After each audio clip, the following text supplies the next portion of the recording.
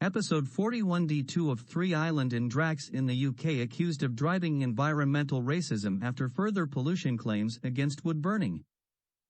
Island noted that Drax, the company's formerly coal-fired power station in North Yorkshire, UK, switched to mainly burning wood pellets in 2013. Drax accused of driving environmental racism after further pollution claims against wood pellet mills in the US Deep South.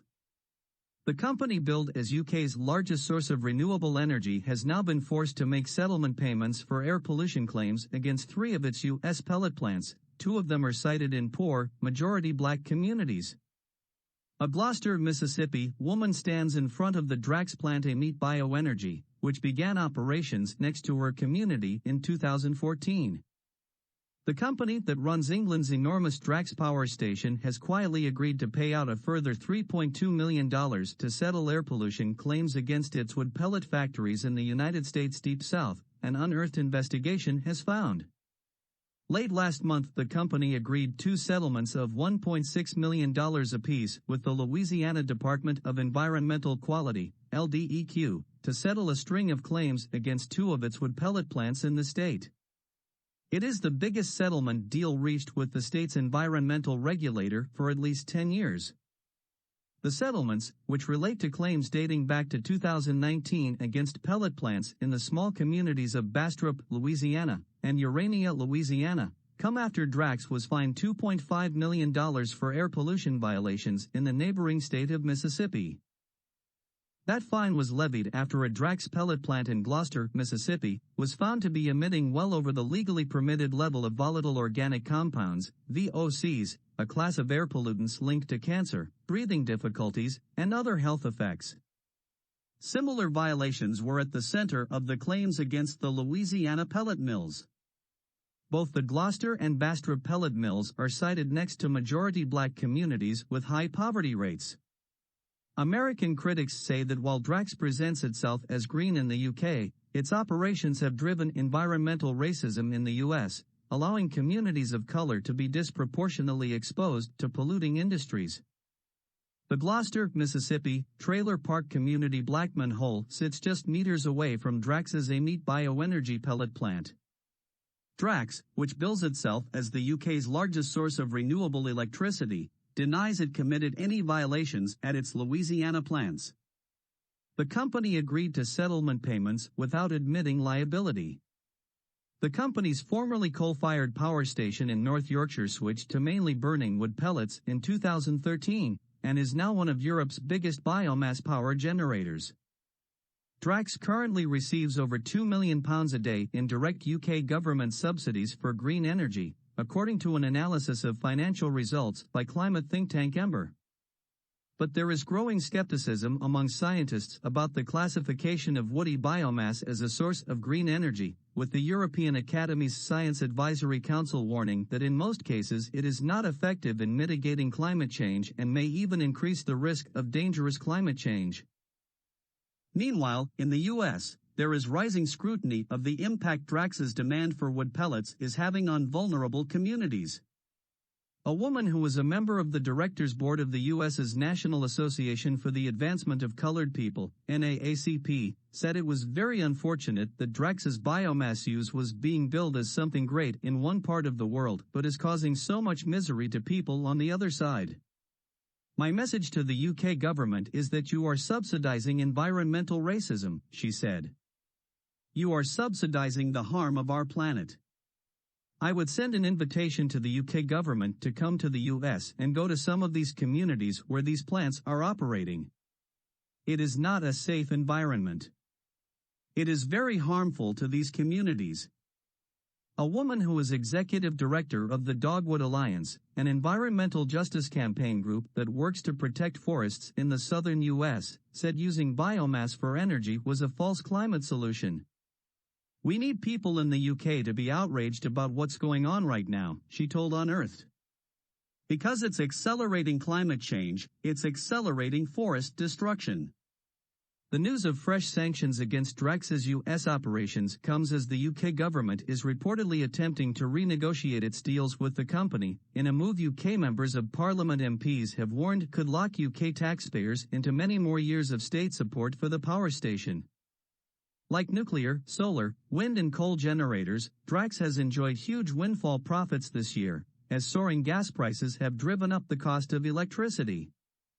Prime Minister Liz Truss government wants to persuade the company to switch to less lucrative deals, but MPs have warned that the cost of doing this could be locking in higher prices over the longer term and continuing excessive subsidies. It gets to the point where you can't breathe.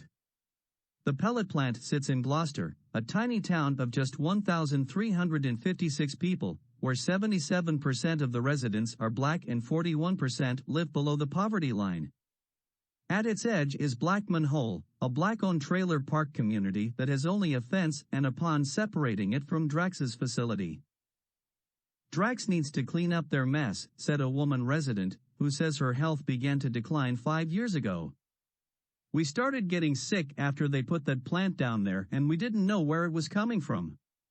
She suffers from asthma, chronic obstructive pulmonary disease, COPD, and chronic bronchitis, and has to use medical oxygen, a nebulizer, an inhaler and a nasal spray to manage her conditions.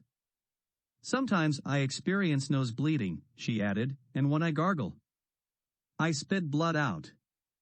A woman who is a nearby resident said the air in the area can smell like rotten flesh. This resident, who also suffers from COPD, said she noticed her health decline soon after she moved back onto her great-grandparents' land in the area 3 years ago. I mentioned to my husband on numerous occasions that there was something in the air. There had to be something in the air because my breathing was horrible, and it still is. We're suffering, she added. The smell is horrible. It gets to the point where you can't breathe. You would have to smell it in order to know what it's like. A third resident, who lives closest to the plant, said that the air from the plant came over her community as a steam, and that her 3 children all suffered from allergies and bad coughs. The air pollution in Gloucester is very serious. You know, it's noisy and there's a lot of different things coming from over there flying in, she said. What are me and my kids inhaling? How long is it going to take for us to really figure out something is wrong with us? An assistant professor in the epidemiology department of the Johns Hopkins Bloomberg School of Public Health said that any pollutant inhaled on a regular basis can increase the risk of respiratory disease, particularly asthma, and particularly in children. A resident concluded by saying, I want to help others because it's not all about me. It's about the world and this community. The people in this community, the kids and the elderly can't sit back and inhale toxic air and think that it's okay. You gotta tell somebody. You gotta let them know, we need help. Mary noted that the focus of residents against wood smoke emission particulates, ROSEP, is on the health effects to near neighbors of living next to residential wood burning, in those hyper-localized areas where the source of particulate pollution, PM2.5, is concentrated. PM2.5, particulate matter of 2.5 micrometer size, is the perfect size to infiltrate the human lung, causing a cascade of human health problems. Wood smoke consists of 90% PM2.5. Residential PM2.5 monitors can be purchased by neighbors from Purple Air for less than $300, and their locations are put on the online Purple Air map, along with data uploaded every 10 minutes, available to the general public, and of course, to governmental authorities.